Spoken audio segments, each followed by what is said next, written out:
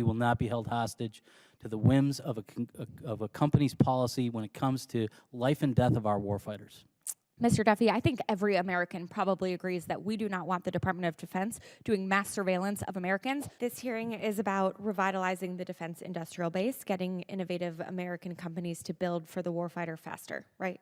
That's correct. So I want to understand how blacklisting one of the most capable American AI companies advances that goal.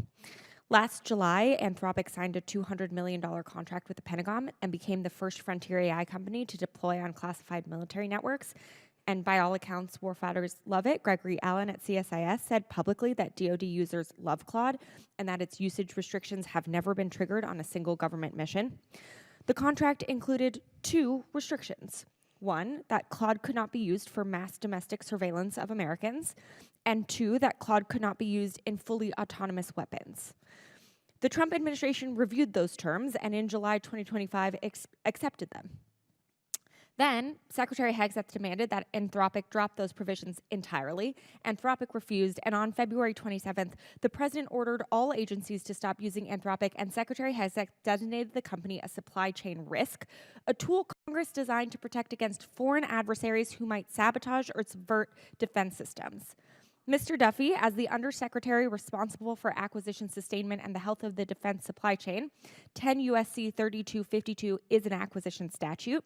DFARS is your responsibility, and industrial base policy is your portfolio. Were you consulted before this designation was made? I was. Okay. And what was your recommendation?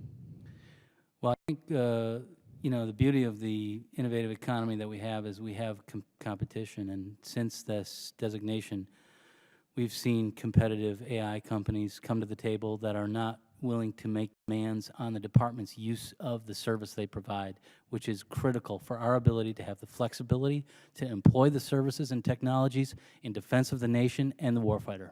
So, Mr. Duffy, I hear you, except that almost every contract we have comes with these kinds of stipulations.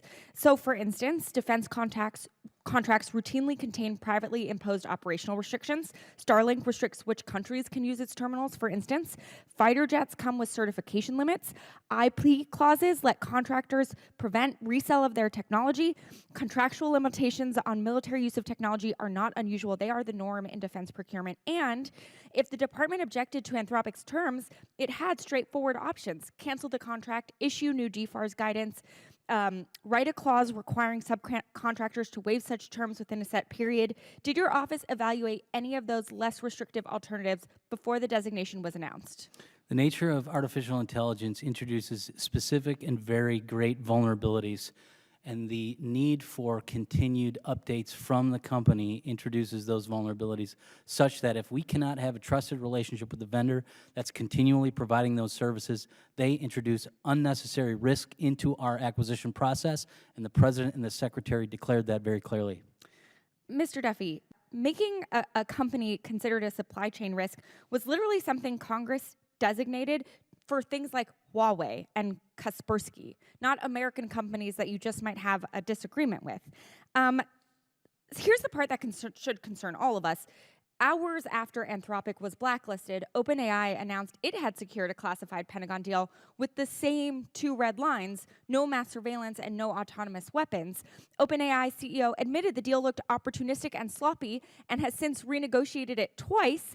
And even OpenAI publicly said Anthropic should not be designated a supply chain risk. So can you explain to this committee how the Pentagon blacklisted one American company for insisting on restrictions and then accepted from a competitor the exact same restrictions that same evening?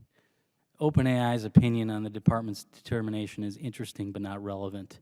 We've made a judgment based on our engagement with the company over time and their clear lack of willingness to provide the flexibility that we require in order to employ these very sensitive capabilities in defense of our warfighter. We will not be held hostage to the whims of a company's policy when it comes to life and death of our warfighters.